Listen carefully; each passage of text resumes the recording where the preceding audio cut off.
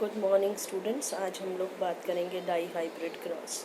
Die hybrid cross ये वो cross है जिसमें कि दो characters at a time study किए जाते हैं, उसको डाई हाइब्रिड क्रॉस कहा जाता है। इससे पहले हमने मोनो हाइब्रिड क्रॉस किया था जिसमें one character eight a time study किया जाता था, जैसे कि हमने प्लांट की हाइट का कैरेक्टर स्टडी किया या प्लांट के कलर का कैरेक्टर स्टडी किया, फ्लावर के कलर का। तो इस तरह से जब सिर्फ एक कैरेक्टर को स्टडी किया जाता है उसको मोनो हाइब्रिड क्रॉस बोलते हैं, और जब दो characters at a time study किए जाते हैं तो उसको डाई हाइब्रिड क्रॉस कहते हैं। यहाँ पे एग्जाम्पल जैसे हमने लिया, दो कैरेक्टर्स हमने लिए, सीड की शेप और सीड का कलर।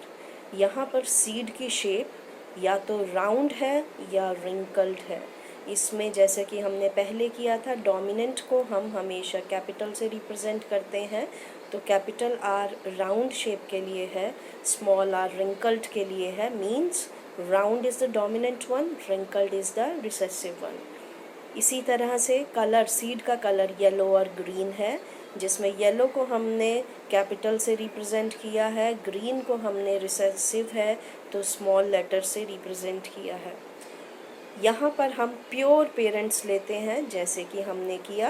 प्योर पेरेंट्स वो पेरेंट्स होते हैं जिसमें कि दोनों के दोनों एलील सेम होते हैं, मीन्स होमोजाइगस इंडिविजुअल हैं।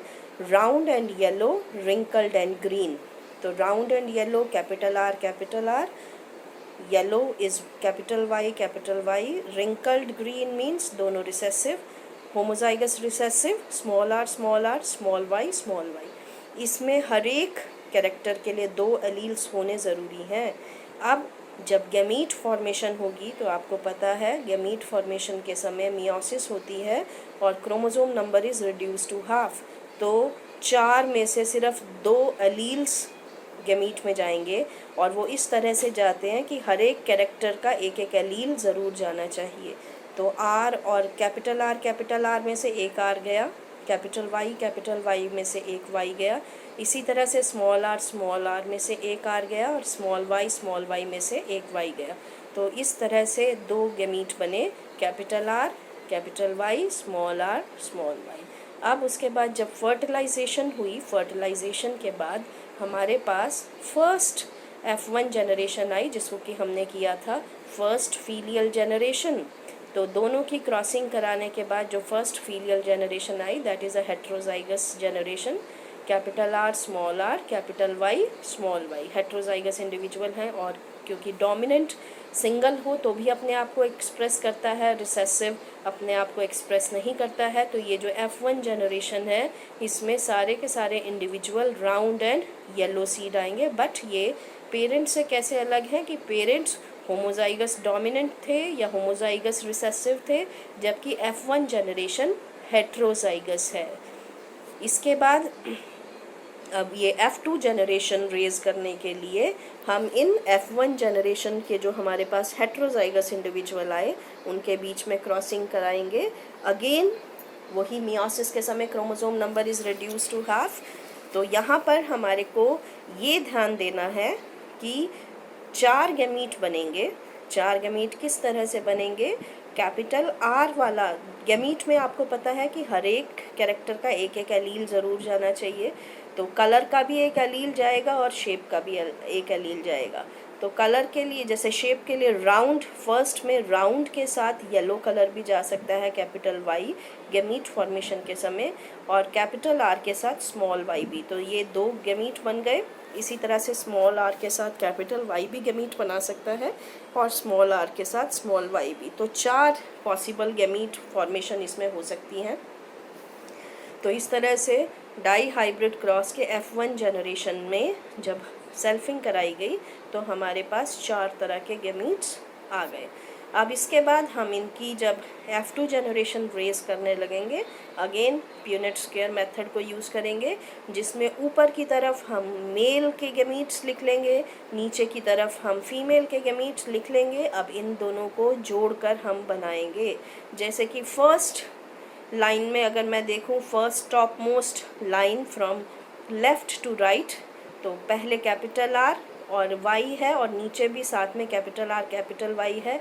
तो जो दोनों को जोड़ेंगे तो फर्स्ट इंडिविजुअल हमारे पास कैपिटल आर कैपिटल वाई बनेगा। दूसरा individual from left to right अगर हम देखते हैं capital R capital Y and small Y, क्योंकि यहाँ पे एक आपका स्मॉल वाई है। तीसरा आपका जो लेफ़्ट से राइट की तरफ बनेगा कैपिटल आर कैपिटल वाई। इसी तरह से capital R capital Y small Y. तो लेफ़्ट से राइट की तरफ हमारे इस तरह से इंडिविजुअल बनाने हैं। तो आप ये सारे प्यूनिट स्क्वायर से इंडिविजुअल बनाओगे। टोटल 16 इंडिविजुअल पॉसिबल हैं इसके केस में। ये क्रॉस आप लोग कॉपीज़ में बनाएंगे सब बच्चे, और बहुत इजी है, सिर्फ गैमीट्स को जोड़ते जाना है। तो इस तरह से हमारे ये सारे इंडिविजुअल्स बन जाएंगे। ये देखिए यहाँ पे डाई हाइब्रिड क्रॉस में हमने बना लिए हैं। बहुत इजी है। गैमीट लिखे हैं, ऊपर मेल के गैमीट, साइड पे फीमेल के गैमीट, और जस्ट उनको जोड़ना है। अब हम इनका, ये तो हमें जीनोटाइप मिल गया, अब हम इनका फिनोटाइप देखेंगे। कैपिटल आर आपको पता है डोमिनेंट कैरेक्टर, कलर के केस में येलो है और शेप के केस में राउंड है।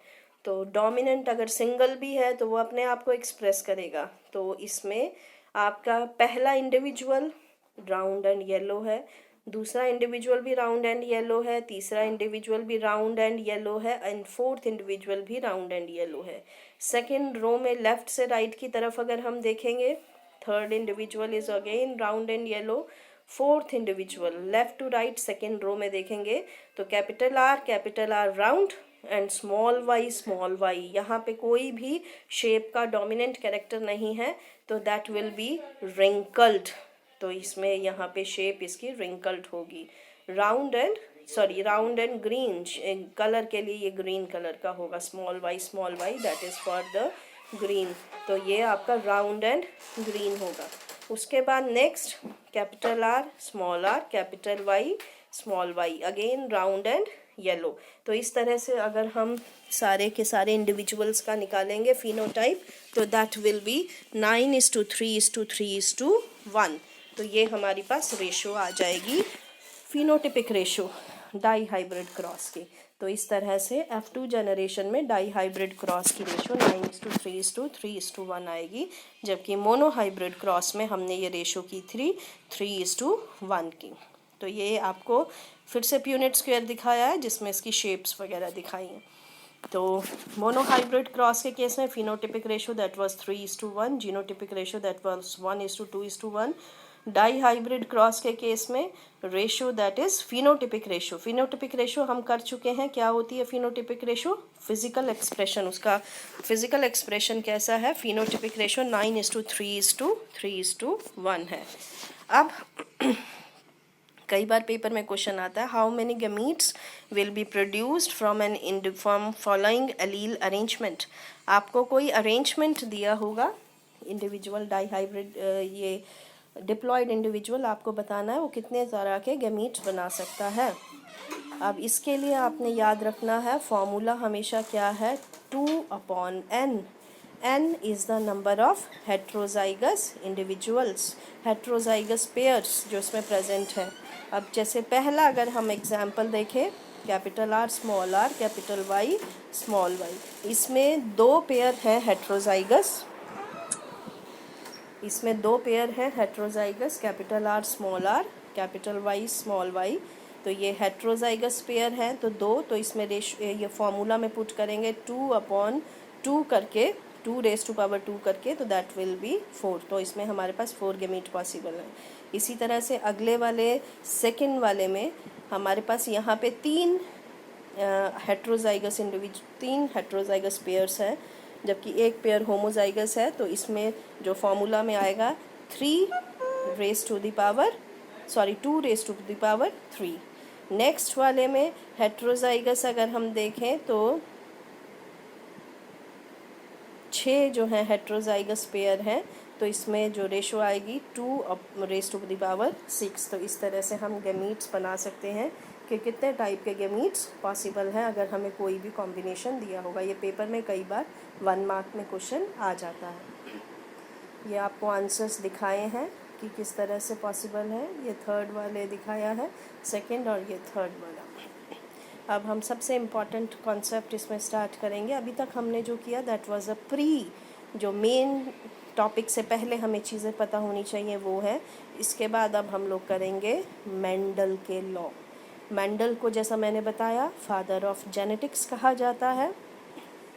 मेंडल जो है उसने मटर के पौधे पे काम किया था।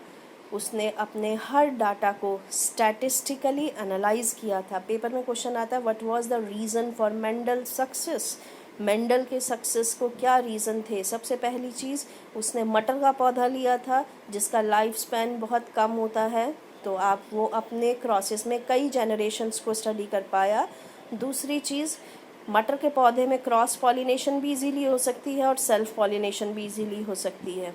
तीसरी चीज़, उसने अपना जो भी डाटा था उसको स्टैटिस्टिकली एनालाइज किया था। ये इम्पॉर्टेंट चीज़ है, बहुत इम्पॉर्टेंट, जिसकी वजह से उसको सक्सेस मिली थी। अब हम लोग करेंगे मेंडल के लॉ, जो उसने जनरलाइजेशन दी थी। इम्पॉर्टेंट कि मेंडल के लॉज उसने जब दिए तो उसको रिकॉग्निशन नहीं मिली, लोगों ने उसके काम को नहीं सराहा, लेकिन जब वो मर गया, मरने के बाद उसके लॉज को दोबारा से डिस्कवर किया गया और कहा गया, उसके बाद ही उसको फादर ऑफ जेनेटिक्स कहा गया कि उसने जो पहले बातें कही थी दैट वाज करेक्ट। सबसे पहले हम करेंगे law of dominance. Law of dominance जैसा कि हमने किया है, पहले भी कर चुके हैं, कि जब एक इंडिविजुअल में, हेट्रोजाइगस इंडिविजुअल में दो डिफरेंट एलील्स होते हैं तो F1 जनरेशन में सिर्फ एक एलील अपने आप को एक्सप्रेस करता है और दूसरा एलील अपने आप को एक्सप्रेस नहीं करता है। जो अपने आप को एक्सप्रेस करता है उसको हम डोमिनेंट एलील कहते हैं और जो नहीं करता उसको हम रिसेसिव कहते हैं। और डोमिनेंट को हमेशा कैपिटल लेटर से रिप्रेजेंट किया जाता है। जैसे कि यहाँ पे लॉ ऑफ डोमिनेंस दिखाया गया है। लॉ ऑफ डोमिनेंस में ये यहाँ पे 3 तरह के इंडिविजुअल हैं, यहाँ पे दिखाए गए हैं। सबसे पहला कैपिटल वाई दोनों डोमिनेंट हैं, डोमिनेंट येलो कलर आ गया। दूसरा individual capital Y small Y, इसमें एक सिंगल डोमिनेंट है, कैपिटल रिप्रेजेंट हुआ, वाई येलो कलर आ गया। और तीसरे वाले में स्मॉल वाई है, कोई भी डोमिनेंट नहीं है, तो ये ग्रीन कलर आया। तो डोमिनेंट चाहे डबल प्रेजेंट हो चाहे सिंगल प्रेजेंट हो वो अपने आप को एक्सप्रेस करते हैं, जबकि रिसेसिव अगर दोनों के दोनों एलील रिसेसिव हो वो तभी अपने आप को एक्सप्रेस करते हैं।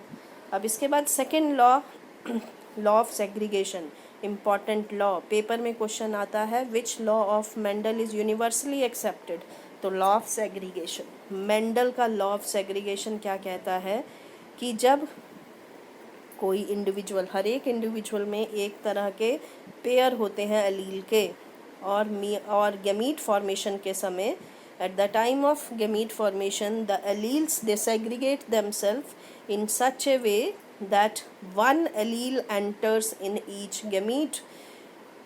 इनडायरेक्टली ये जो लॉ है हमें मियोसिस के बारे में बता रहा है। ये कह रहा है कि अगर एक कैरेक्टर के 2 एलील होते हैं तो हर गैमीट में जब मियोसिस होती है तो एग बनेंगे या स्पर्म बनेंगे, तो हर एक एग में हर कैरेक्टर का एक एक एलील ज़रूर आना चाहिए। तो ये हमें क्या बता रहा है मियोसिस के बारे में कि chromosome number is reduce to half, तो हर एक कैरेक्टर का एक एक एलील ज़रूर आना चाहिए। तो लॉ ऑफ सेग्रीगेशन यहाँ पे जैसे दिखाया गया है, पर्पल में capital P, white small P, और इसका जो F1 जनरेशन है, इधर से एक स्मॉल कैपिटल पी आया, उधर से दूसरा स्मॉल पी आया, दोनों मिलके हेट्रोजाइगस बन गया। यहाँ पे देखें तो मेल और फीमेल के गैमीट्स एक तरफ लिखकर जो बनाए हैं हमने, तो हर एक इंडिविजुअल के अंदर एक कैरेक्टर एक फादर एक ऑर्गेनिज्म से आ रहा है, दूसरा कैरेक्टर दूसरे ऑर्गेनिज्म से आ रहा है। तो ये लॉ ऑफ सेग्रीगेशन है। लॉ ऑफ डोमिनेंस को F1 जनरेशन से हम बता सकते हैं, और अगर लॉ ऑफ सेग्रीगेशन आए तो इसको हम मोनोहाइब्रिड क्रॉस के F2 जनरेशन से रिप्रेजेंट कर सकते हैं। F2 जनरेशन में 3:1 रेशो, ये उसी वजह से आता है, लॉ ऑफ सेग्रीगेशन की वजह से। इसके बाद सबसे important law, next important law, law of independent assortment. ये इंडिपेंडेंट असॉर्टमेंट का लॉ डाई हाइब्रिड क्रॉस के ऊपर ऑपरेट करता है कि जब हम 2 कैरेक्टर्स, 2 या 2 से ज़्यादा कैरेक्टर्स को एट ए टाइम स्टडी कर रहे हैं, तो एक कैरेक्टर्स के अलील्स की मूवमेंट दूसरे कैरेक्टर के अलील्स की मूवमेंट को अफेक्ट नहीं करते हैं। एक कैरेक्टर के अलील इंडिपेंडेंटली सेपरेट होते हैं और दूसरे कैरेक्टर के अलील इंडिपेंडेंटली सेपरेट होते हैं। तो एक कैरेक्टर के अलील दूसरे कैरेक्टर के अलील्स की मूवमेंट को अफेक्ट नहीं करते हैं। तो that is law of independent assortment. इसको अगर हम समझना चाहें तो यहाँ पे ये बहुत अच्छे तरीके से समझाया गया है। पेरेंट दिखाया गया है सबसे ऊपर, जिसमें कि 2 पेयर कैरेक्टर के हम स्टडी कर रहे हैं। एक शॉर्ट विंग जो कैपिटल एस से रिप्रेजेंट किया है, शॉर्ट फिंगर, और दूसरी है लॉन्ग फिंगर जिसको स्मॉल एस से रिप्रेजेंट किया गया है। कैपिटल डब्ल्यू विडोज पीक है और small W straight hair line है। ये 2 कैरेक्टर है। इसमें एक तो हेयर और दूसरा उंगलियां, ये 2 कैरेक्टर है। तो जब मियोसिस होगी, मियोसिस के समय जैसे हमने लास्ट ईयर किया था, मियोसिस के समय मेटाफेज के समय ये क्रोमोसोम अपने आप को अरेंज करते हैं, होमोलोगस क्रोमोसोम। तो ये पहले कॉम्बिनेशन की तरह भी अरेंज कर सकते हैं, capital S, small S, capital S के साथ कैपिटल डब्ल्यू आ गया है, स्मॉल एस के साथ स्मॉल डब्ल्यू आ गया है। नीचे देखिए ये 2 अलील्स, इसके 2 गेमीट्स बन गए, कैपिटल एस के साथ कैपिटल डब्ल्यू, स्मॉल एस के साथ स्मॉल डब्ल्यू। या ये दूसरी तरह के कॉम्बिनेशन में अरेंज्ड हो सकता है, कैपिटल एस के साथ स्मॉल डब्ल्यू और स्मॉल एस के साथ कैपिटल डब्ल्यू। तो ये किसी भी अरेंजमेंट में अरेंज हो सकते हैं मियोसिस के समय और सेपरेट हो सकते हैं। मीन्स इसका कहने का मतलब ये है कि फिंगर वाला जो कैरेक्टर है वो हेयर वाले कैरेक्टर की मूवमेंट को अफेक्ट नहीं कर रहा है। फिंगर वाला कोई भी कैरेक्टर के साथ कोई भी हेयर वाली कैरेक्टर जा सकता है। ज़रूरी नहीं है कि शॉर्ट फिंगर के साथ हमेशा विडोज़ पीक जाएगी। शॉर्ट फिंगर के साथ स्ट्रेट हेयर लाइन भी जा सकती है। तो ये आपका डिफरेंट पॉसिबल कॉम्बिनेशन है। तो ये जो लॉ है, लॉ ऑफ इंडिपेंडेंट असॉर्टमेंट है। इसी की वजह से हमारा जो रेशो आया था डाई हाइब्रिड क्रॉस का, वो 9:3:3:1 आता है। तो अगर आपको पेपर में लॉ ऑफ इंडिपेंडेंट असॉर्टमेंट आए तो आप उसमें डाई हाइब्रिड क्रॉस बनाइए और उसके रेशो बना के 9:3:3:1, तो उसमें आप लिखोगे कि ये जो नए कॉम्बिनेशन है ये लॉ ऑफ इंडिपेंडेंट असॉर्टमेंट की वजह से ही बने। यहाँ पे अगेन एक दिखा रखा है, लॉ ऑफ सेग्रीगेशन की वजह से गेमीट बन रहे हैं, लॉ ऑफ इंडिपेंडेंट असॉर्टमेंट की वजह से अलग अलग कॉम्बिनेशंस बन रहे हैं। So these are the Mendel's law of inheritance जो आप करेंगे, इसकी प्रैक्टिस करेंगे। बाकी का हम लोग फिर नेक्स्ट उसमें करेंगे।